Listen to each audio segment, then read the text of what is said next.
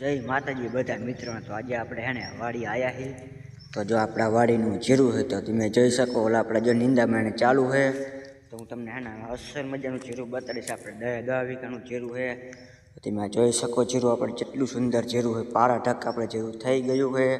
તેમાં છેલ્લો રાઉન્ડ હે ને આપણે જીરામાં નિંદામણનો કરી નાખ્યો છે।